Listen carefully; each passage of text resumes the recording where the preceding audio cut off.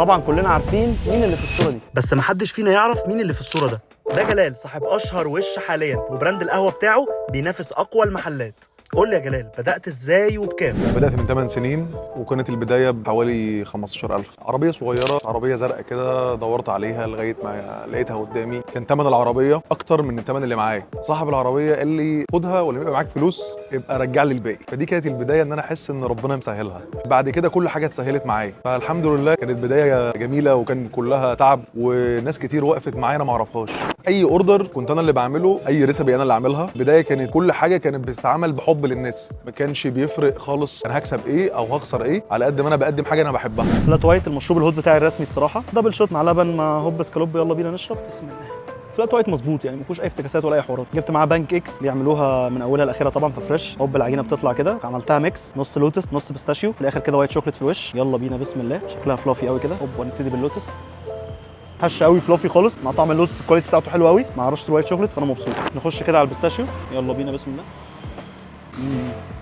البيستاشيو حلو، بس انا حبيت اللوتس اكتر يعني. رشه فستق على وش كده، لا يعني بان كيك لطيفه فلافي، الكواليتي بتاعتها حلوه قوي، مع الفلات وايت جامد. ليه قلدت ستاربكس؟ كل واحد فينا بيبقى ليه حد شايفه احسن واحد في مجاله. ستاربكس مثلا هو اشطر حد عمل كونسبت في القهوه، مش عيب خالص ان انا اخد منه حاجات انا شايفها ناجحه. والنجاح في ستاربكس في الروح اللي عملها. المنتجات المصريه هي فعلا اخذت فرصتها الفتره ديت جدا جدا جدا، واثبتت انها فعلا اقوى من اي براند جاي من بره مصر. بس المقاطعه لما حصلت، كنت انا بفتح فرع مدينه نصر، والمقاطعه لما جت الفرع طبعا يعني كان في نجاح كبير جدا من دعم الناس كلها. كل الناس جايه بتدعم فعلا، كل الناس عايزانا نبقى احنا البديل، كل الناس واقفه في ظهرنا. ميلك شيك بيستاشيو، سوفت ايس كريم، هوب بيتحط بقى في الخلاط بتاعهم، يضرب مع صوص البيستاشيو. هوب جرنش الكب كده بصوص بيستاشيو. يلا بينا بسم الله. ايه ده حلو قوي، صوص البيستاشيو قوي قوي، وكواليتي صوص حلو الصراحه. لا انا مبسوط. ميلك شيك بيستاشيو، بلو باشن فروت، بلو راسبيري في الاول كده، هوب عليه بقى الباشن فروت، هوب عليه ثلج كتير، اضرب كل ده في الخلاط عشان يطلع بالجمال ده. يلا بينا. هو ده الحاجه الوحيده اللي تنفع في الحر ده، موزي قوي. لا ده عالمي ده، من اول ما جيت ده الوحيد اللي عمل لي تش.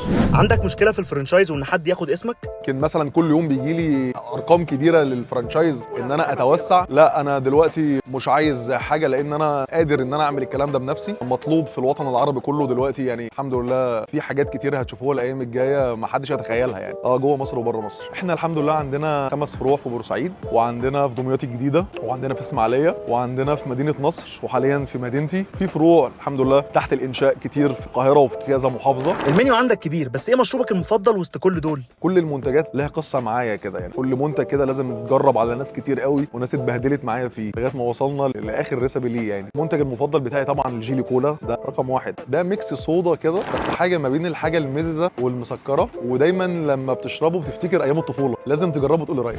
جيلي كولا صودا، ده المشروب الرسمي بتاع جلال، فتعال نشوف دماغه عامله ازاي. جيلي كولا مع ليمون مع صودا، قلب كل ده في بعضه بيطلع ميكس صايع. لا جلال مزاجنجي جامد يا جلال، دماغك حلو.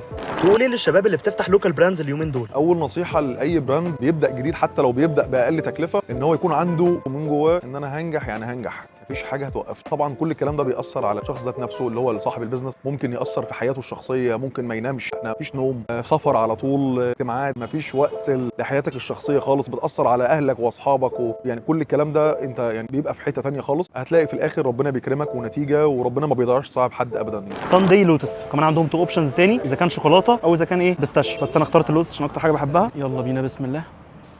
اللوتس عالمي يعني، كواليتي صوص اللوتس ولا كلمه. بيحط في الاخر بقى كده رشه لوتس في الاخر الصراحه، لا جامد قوي. سوفت ايس كريم زي ما قال الكتاب. انا مبسوط ان ده براند مصري، مش 100%، احنا مليون المية.